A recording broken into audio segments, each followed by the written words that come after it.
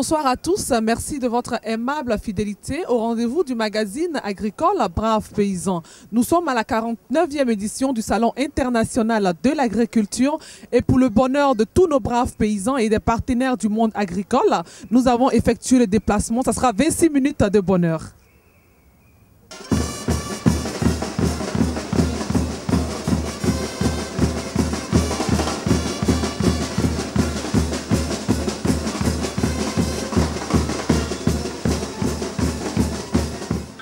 Mesdames et messieurs, nous sommes toujours au Salon international de l'agriculture et là je suis avec monsieur Boucher qui va tout à l'heure nous présenter sa fédération. Bonjour messieurs.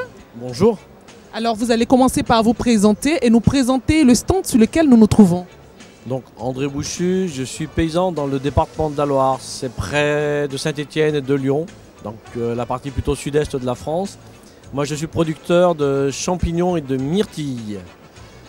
Donc je suis membre de la Confédération paysanne. Aujourd'hui, je suis membre du conseil d'administration de la Confédération paysanne nationale et porte-parole de la région Rhône-Alpes.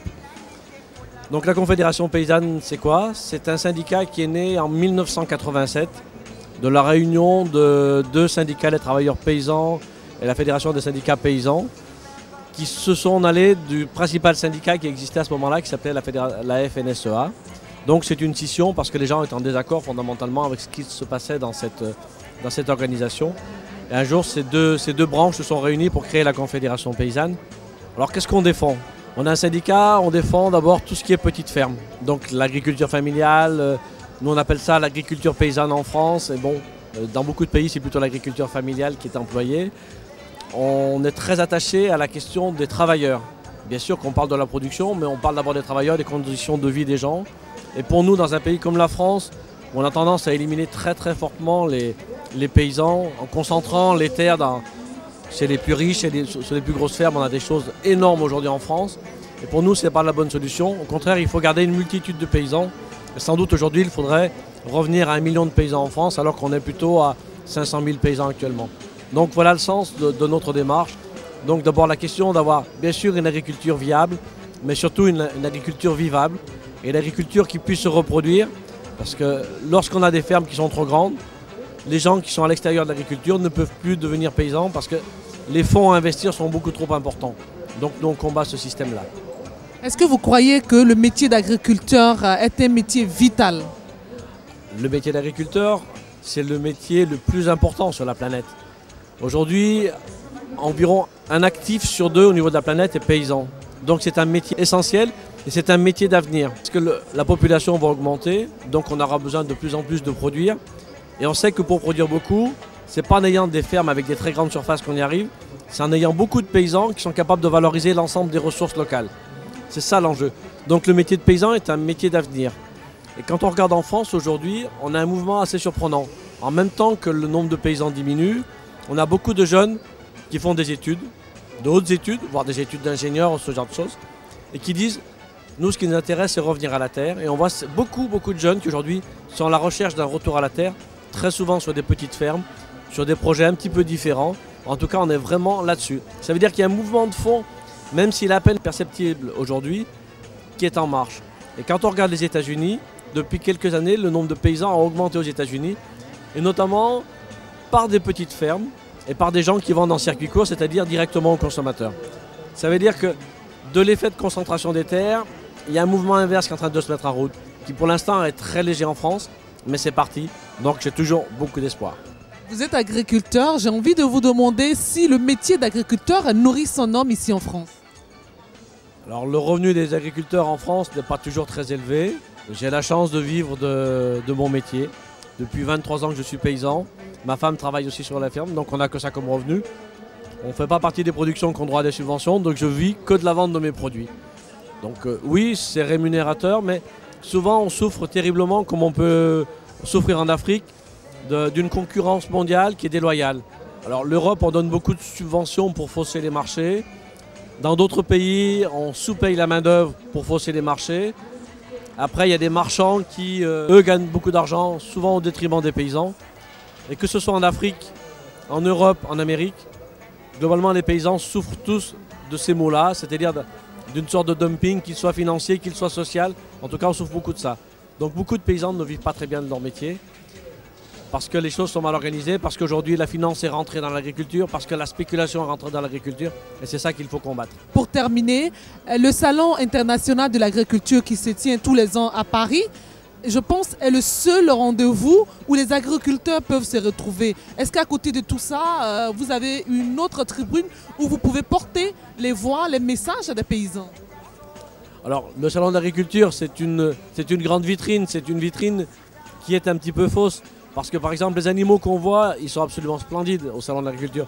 Mais globalement, dans nos champs, ces animaux-là, on ne les voit pas parce que c'est les animaux de concours. Ce sont les plus beaux. Ce sont les meilleurs triés sur le volet, préparés pour le concours.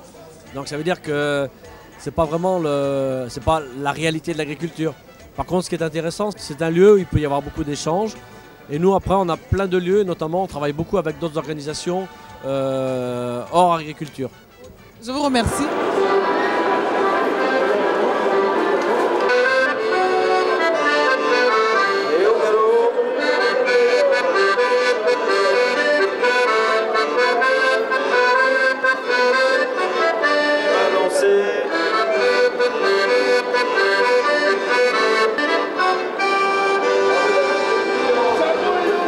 Bonjour messieurs. Bonjour. C'est votre première participation au Salon international? C'est ma 4e participation au Salon de l'agriculture à Paris. Votre impression? Eh bien, comme d'habitude, je suis agréablement surpris par la foule qu'il y a et par la curiosité des gens pour faire... nous, notre but étant de leur faire connaître notre métier, notre produit. Voilà. C'est votre première participation au Salon? La race Angus, c'est ma première participation. Et quelles sont vos impressions? Donc concernant la race Angus, beaucoup de curieux, beaucoup de gens ne connaissent pas car c'est la première fois qu'elle est présentée ici à Paris. Donc du coup, beaucoup de gens intéressés, curieux. Les Africains qui sont intéressés, comment ils doivent s'y prendre? C'est un peu compliqué en fait, il faut je pense aller en Angleterre, aux origines, et faire les démarches pour en réimporter.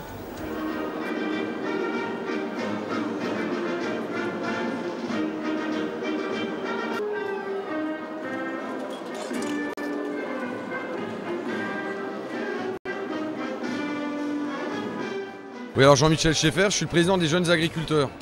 Donc le principal travail que l'on fait chez Jeunes Agriculteurs, c'est accompagner les jeunes dans leurs projets agricoles. C'est de les aider à s'installer. Et vu qu'on s'occupe de ça tous les jours, on a lancé l'opération que vous voyez là, hein, Demain je serai paysan. C'est une opération, on fait la promotion du métier d'agriculteur. Parce que pour nous, agriculteur, c'est un métier où on a de l'avenir.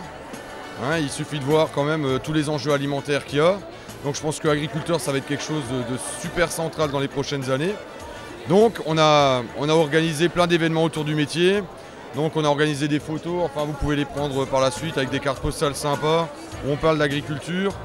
On a également organisé des trophées d'installation, c'est-à-dire qu'on va prendre des jeunes qui ont fait des super projets, les mettre en avant, les citer comme exemple pour susciter des vocations. Puis en même temps, enfin on le voit, il y a plein de visiteurs là qui passent partout et il y en a plein qui posent des questions sur le métier d'agriculteur. Et donc là on a des gens qui sont là. Pour répondre aux questions, pour leur dire quelles sont les formations qu'il faut, quel est le coup de pouce financier qu'on peut avoir pour financer le projet. Et puis en même temps, on a organisé pour les enfants, il y en a juste là derrière, là, des stands de maquillage et tout, pour que les parents puissent laisser les enfants s'amuser et poser les bonnes questions sur le métier d'agriculteur. Venez ici au Salon de l'agriculture chez les jeunes, l'installation, on sait ce que ça veut dire, et l'agriculture, ça a de l'avenir.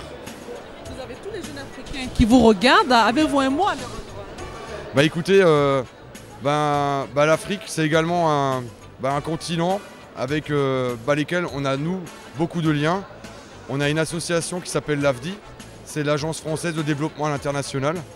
Et c'est vrai que nous, avec nos aînés, on travaille beaucoup avec des pays africains pour être dans le développement. Parce que nous, on est sur du projet chez les jeunes agriculteurs. Et du projet c'est quoi?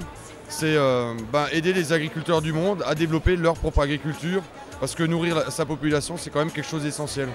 Et si on peut être à côté de l'agriculture africaine pour qu'elle aide à se développer, on est les premiers à le faire. Je le disais avant, on reçoit des jeunes français qui veulent s'installer, mais en même temps aujourd'hui, demain, pendant la semaine, on a plein d'échanges également avec des agriculteurs qui viennent du continent africain. pour mettre en place les dispositifs qu'on a fait chez nous, quoi. Parce que c'est vrai que nous en France, par exemple, pour tous les jeunes qui s'installent, on les accompagne. Il y a des conseillers qui sont là pour leur faire leur business plan, pour leur faire des formations. On est là également pour leur construire leur coup de pouce financier. Et on a énormément d'échanges justement sur ces questions-là, sur le foncier aussi, pour aider l'agriculture du monde à se développer.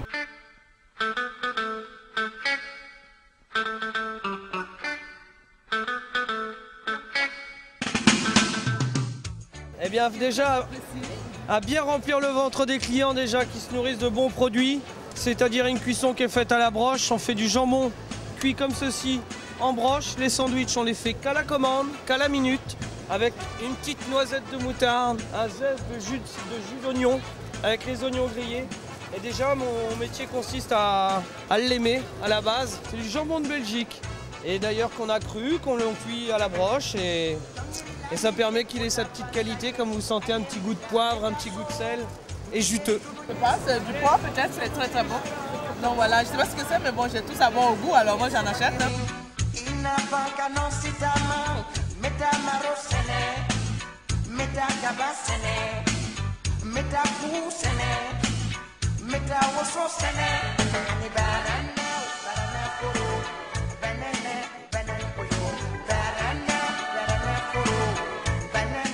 Monsieur, bonjour.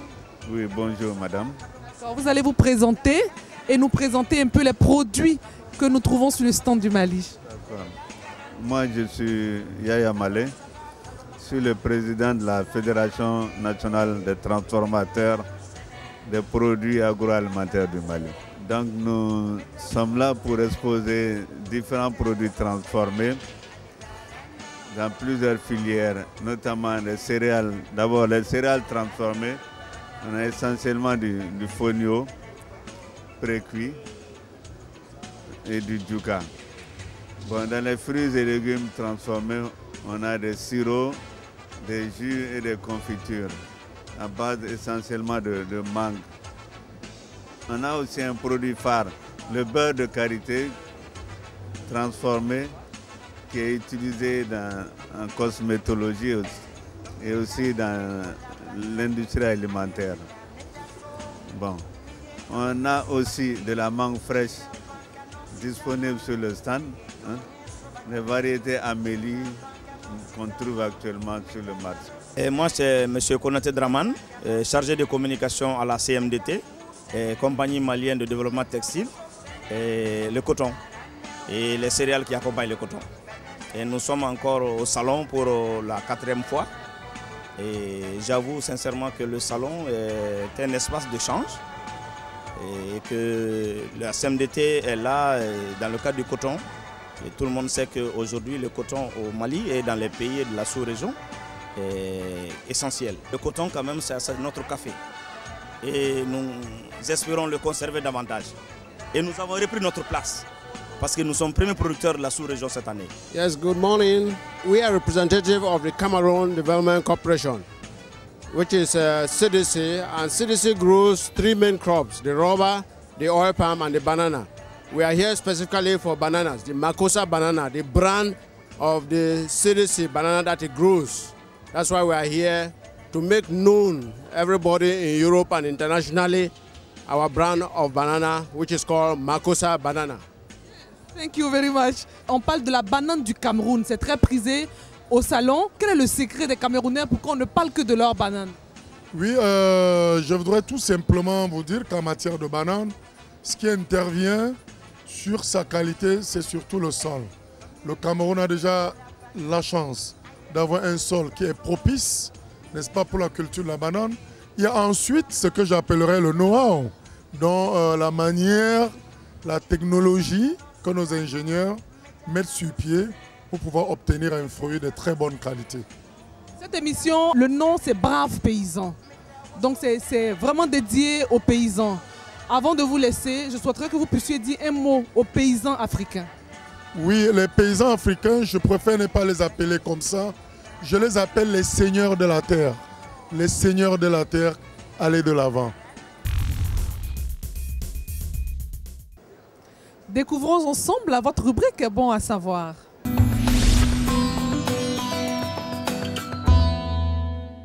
Je m'appelle Ophélie Fauvet, je suis chercheuse à l'INRA, donc c'est l'Institut national de recherche en agronomie. Le thème de son salon, c'est l'eau cette année, donc on est plusieurs unités à travailler sur l'eau en relation avec l'agronomie. Donc il y a l'eau et la qualité de l'eau dans les bassins versants, donc dans les paysages et les territoires naturels. Il y a l'eau dans les écosystèmes lacustres, donc les lacs alpins, notamment le lac Léman, le lac du Bourget.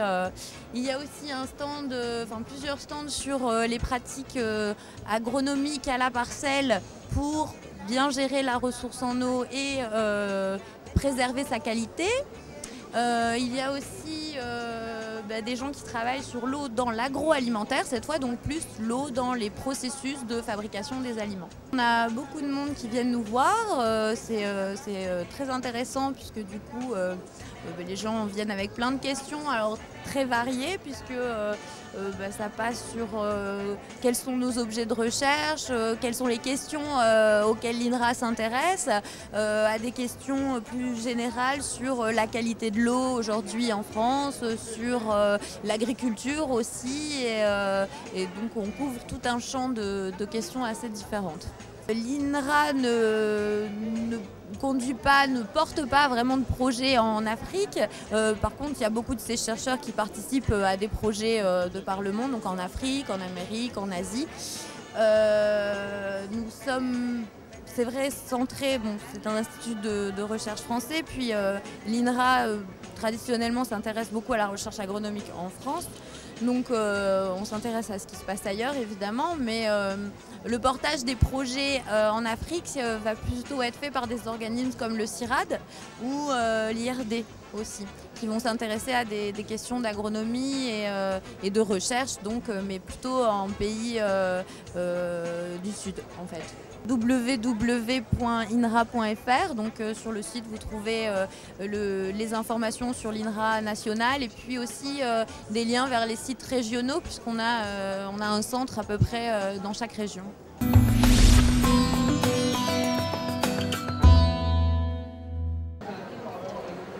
Nous vous donnons quelques informations dans notre rubrique Agri-Info.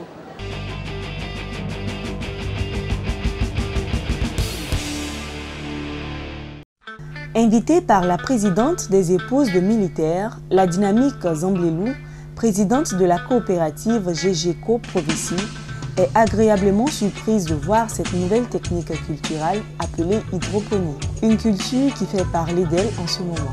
Pour Zamblelou, cette culture mérite d'être appuyée par l'État pour éviter la pénurie de produits vivriers sur nos marchés en période de contre-saison. J'ai vu, ça me fait plaisir, parce que pour nous là, on met dans la terre. Mais ça, j'ai venu voir là, c'est pour blanc. Pour blanc là, moi j'ai venu voir, j'ai félicité mon enfant. Je vais, il faut que le gouvernement, il n'a qu'à aider les dames. Et puis ça là, comme c'est pour blanc là, ça vient pour nous, tout le monde grand. Et puis, parce que s'il y a période là, ça là, toujours nous avons nourri à Côte d'Ivoire. Avec cet engouement, Madame Cissé attend impatiemment la première dame pour lui présenter ce projet d'une importance capitale. Autant j'ai dit, j'ai reçu beaucoup de personnalités jusqu'à présent. Je pense que ça touche le cœur des Ivoiriens. Et j'attends impatiemment la visite de la première dame. Sans oublier aussi notre ministre de tutelle, le ministre de la condition féminine. Il faut que l'hydroponie soit une réalité en Côte d'Ivoire. Avec cette solidarité autour de ce type de culture, il faut dire que l'hydroponie est en train d'être adoptée par toutes les couches sociales ivoiriennes. Elle s'impose comme la solution adéquate pour la qualité et l'approvisionnement ininterrompu des cultures maraîchères et vivrières sur nos marchés. La culture hors sol, pratiquée en dehors de son milieu naturel qu'est le sol, crée beaucoup d'engouement au sein de la population ivoirienne. La première magistrate de la commune de Port-Boué, Aka Angui, est allée s'enquérir de cette nouvelle technique culturelle pratiquée par les épouses de militaires au sein du ministère de la Défense. Accompagnée pour la circonstance de la FAO, elle a été reçue par la dynamique présidente de cette union. Le colonel Kofi apprécie le travail abattu par ces femmes sur ce site, offert par son prédécesseur. L'espace ce qu'il est, tout petit, mais la technique en elle-même ne nécessite pas forcément assez d'espace pour le faire. Je pense que c'est quelque chose qui fait notre fierté aujourd'hui, d'autant plus que vous venez de voir tout à l'heure, nous venons de recevoir la visite de Madame le maire de Port-Boué. Nous avons reçu plusieurs autres visites, des gens qui sont intéressés, qui viennent soit pour solliciter la formation de leur personnel par nos braves femmes. C'est quelque chose à encourager et que j'encourage. La FAO, initiatrice de ce projet, est très satisfaite du bon déroulement et de l'engouement que prend cette culture. Nous sommes très satisfaits des résultats que nous avons ici. Les dames ici n'ont presque plus besoin d'être suivies tous les jours. Donc techniquement, elles s'affirment, elles ont une certaine maîtrise de la technique et nous pensons qu'elles-mêmes, elles peuvent aussi être des formatrices pour d'autres femmes qui voudraient bien ou pour d'autres personnes qui voudraient bien faire cette culture hydroponique. Le maire de Port-Boué, séduite par ce qu'elle a vu lors de sa visite, n'a pas caché sa joie face à ce qu'elle vient de découvrir et envisage d'appliquer cette expérience dans sa commune afin de soulager ses administrés. Ce qui nous a édifié, c'est que nous sommes intéressés par tout ce qui touche la promotion de la femme. Donc le travail de la femme dans le sens de la lutte contre la pauvreté. Donc toutes les expériences, j'essaye de capter cela. Et j'ai dit, je viens voir par moi-même. Je suis arrivée, j'ai été édifiée. Il s'agit pour nous de nous rendre compte de l'ingéniosité et de la mise en œuvre d'une recherche qui part des éléments de la base, le maraîchage, dans une forme nouvelle qu'on a appelée hydroponie. Donc je suis venue voir pour m'en inspirer, pour apprécier, remercier les femmes et nous dire voilà, la commune de Port-Boué a une zone périurbaine. Donc il y a du maraîchage qui se fait de manière traditionnelle. Comment ne pas vulgariser cette recherche qui se fait ici à l'échelon expérimental, mais avec beaucoup d'efficacité? Pourquoi ne pas rechercher à vulgariser cela? Donc je suis venue, j'ai vu, je suis édifiée. La présidente souhaite pour sa part que la visite de cette première autorité politique ne soit pas la dernière, vu l'intérêt que la population a pour cette culture. Recevoir une grande dame comme Madame le député maire, Hortense Anka-Angu, une femme au grand cœur, une femme de conviction. Quand elle dit elle fait, elle fait. Je pense qu'à partir de maintenant, l'hydroponie sera représentée nationalement et mondialement. Et je souhaiterais que les Ivoiriens s'impliquent davantage dans ce projet pour pouvoir occuper nos jeunes gens, les anciens combattants, les femmes, pour que nous nous levions face à ce projet pour qu'ils prennent de l'ampleur. Grâce à Ava, l'hydroponie en Côte d'Ivoire a eu une ampleur. Je remercie Ava.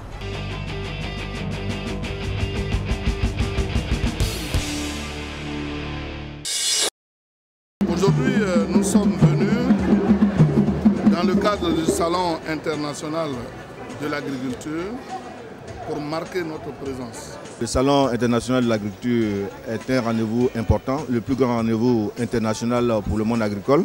En tant que représentation nationale, le Parlement des agriculteurs devait être là également pour marquer le retour du monde agricole avec la Côte d'Ivoire. Monsieur le ministre, est-ce que les braves paysans peuvent penser que le ministre est en train de réfléchir pour qu'en 2013, on puisse penser au Salon international de l'agriculture en Côte d'Ivoire?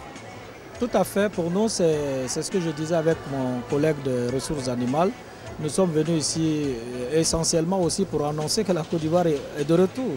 Son agriculture aussi, et que nous pourrons, dans ces conditions, reprendre le salon de l'agriculture, le Sahara, qui se tenait chez nous en Côte d'Ivoire. Et notre objectif, c'est une fois au retour du pays, de présenter une communication au Conseil des ministres pour que le salon de l'agriculture de Côte d'Ivoire puisse démarrer dès 2013. C'est en présence des vaches que je vous donne rendez-vous dans 15 jours pour une autre émission de votre magazine agricole Braves Paysans. Un grand merci à tous ceux qui nous ont aidés à la réalisation de cette émission. Un grand coucou à tous les braves paysans de Côte d'Ivoire et d'Afrique. Rendez-vous dans 15 jours. Pour toute information complémentaire, vous pouvez nous joindre à l'adresse qui s'affiche au bas de votre petit écran. Que Dieu protège la Côte d'Ivoire. Vive l'agriculture. À très vite.